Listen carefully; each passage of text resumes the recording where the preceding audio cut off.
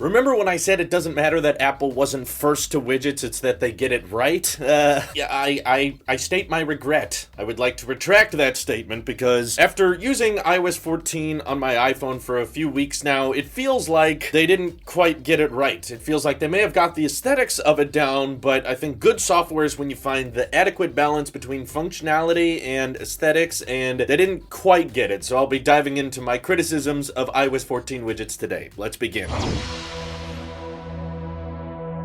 Well, let me also be clear and say that I don't think this is worse than before. You know, in iOS 13, we didn't have home screen widgets at all, and now they're here. So if you like iOS 14 widgets and you're enjoying them and you're using them, that's great. I'm not trying to say that this is worse than before. This is a step in the right direction, but, you know, before iOS 14 came out, I kept telling myself, I don't know what else they can add to iOS. I'm kind of happy with the way it is now. I don't really need any more changes. I'm just going to be grateful and look out at a grateful universe. But now they've added widgets, and I'm like, oh, okay, you know what? I know exactly what they can do for iOS 15. I've already got a big list of stuff, and I think the biggest issue I have with iOS 14 widgets are the lack of interaction. You can't interact with these widgets. They can really only launch the app that they're a widget for, and I think that is a severe limitation of the capability and also what a lot of people meant when they said they want iOS widgets. And I've seen some people try to argue that it's for the sake of prioritizing battery life and that kind of thing, but Androids have been doing this for a long time. I know it's weird to hear the Apple sheep say those words, right? But it's true. Androids have had for a long time the ability to have interactive widgets built into the home screen. So I don't really buy that excuse when Apple's been developing these next generation silicon chips and power efficiency has been so good with them. So I don't buy that. But the fact that the music widgets can basically only show you what you've been recently listening to, but you can't pause music from there, you can't skip music, rewind music from there because widgets can't be interactive. In some ways, that is actually a step backward, because before, when widgets were only available in like the Today view, you could actually have interactive widgets. Third-party apps could make themselves interactive. You could put little games in there, or the practical ones I saw was like a calculator you could have as a widget. People did that on the iPad all the time, but as Apple is now moving into this new, widget kit that third-party developers will have to start optimizing for, they're gonna have to remove those interactive widgets. So like the Tesla widget people got to interact with before, if Tesla updates their app, which I'm guessing Apple is going to force everyone to eventually, they're going to lose functionality because these widgets are not allowed to be something you can tap or have features that can actually interact with from the home screen. Basically, all it can do is launch the app. And the more distracting part about widgets that has kept me from really utilizing them that much is the fact that all the widget sizes are just too dang big. I think I brought this up in my first video, but every single widget has to take up such a massive portion of the display. And I've got the largest iPhone here, and it still feels like anytime I add more than one widget to a home screen, I've got to add a whole nother home screen panel. And now there's all this extra space and a lot of padding with the widgets that I feel like don't need to be there. It seems like anytime I add a widget, it's got all this extra space around it. And frankly, a lot of the first-party widgets Apple built are just not that useful. I mean, the Photos widget is just like a random photo that they happen to pick. So now when you're swiping on your home screen, you can just see some random photo from 3 years ago that they decide to put there.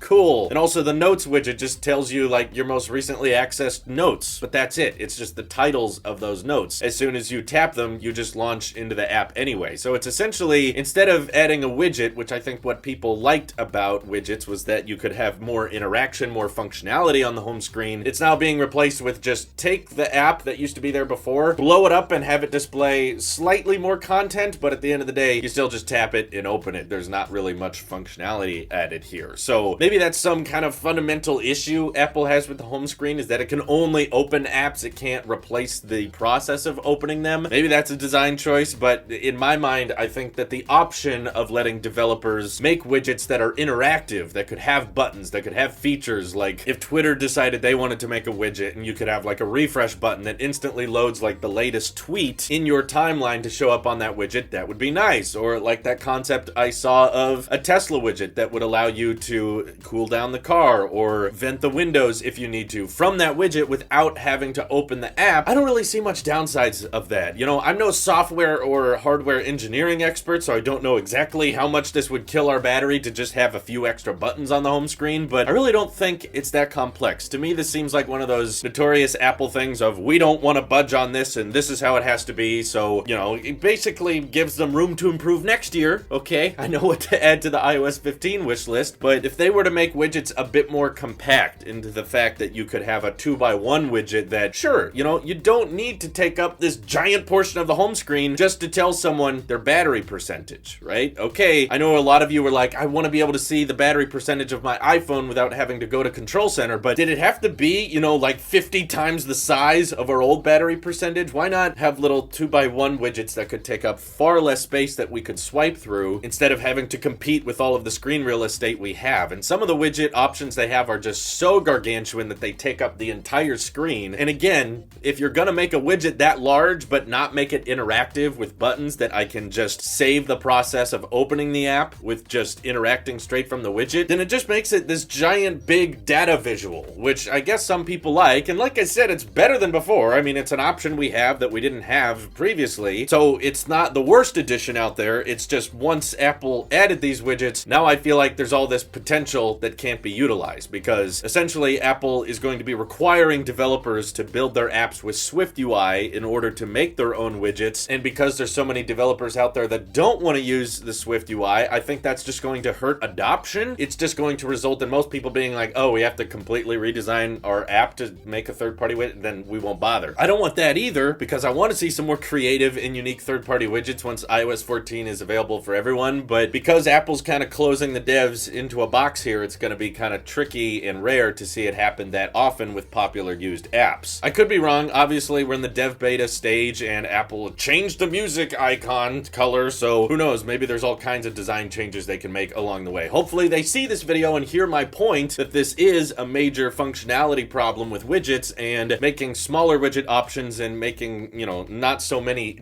giant ones could make widgets a lot more helpful. And honestly, to me, it feels like widgets were kind of a last minute rushed idea Apple had, because they're like, okay, people are gonna feel like iOS 14 isn't that big a deal, so we gotta do something with the home screen, right? Because if the home screen doesn't change, then the OS basically hasn't changed. So they probably had this widget idea on the shelf somewhere, and they're like, well, we'll pull that out on a boring year so that people will feel like it's major. And I don't feel like that much thought went into it, especially with things like the batteries widget. You know, it'd be nice if the AirPods actually stayed there the whole time, but they don't. So you end up with these two giant circles that used to be where I could put apps that now are just blank, and it looks like two little SpongeBob eyes staring at me. And I'm like, okay, this isn't really better utilizing my home screen now. So I just feel that way with a lot of widgets. It feels like half the time they're just displaying nothing or nothing of that much value. And if there was interaction and buttons we could interact with, particularly a now playing widget, which I'm very shocked they still don't have, I feel like I could justify it and get behind it a little bit more. But maybe I'm being nitpicky. It's possible. You know, I've been that way before. So feel free to hit me up over on Twitter, join my Discord, and we can chat more about widgets there. But just keep in mind, you're wrong, I'm right, and my opinion won't change. This is your Apple Sheep here. I'll see you in the next one.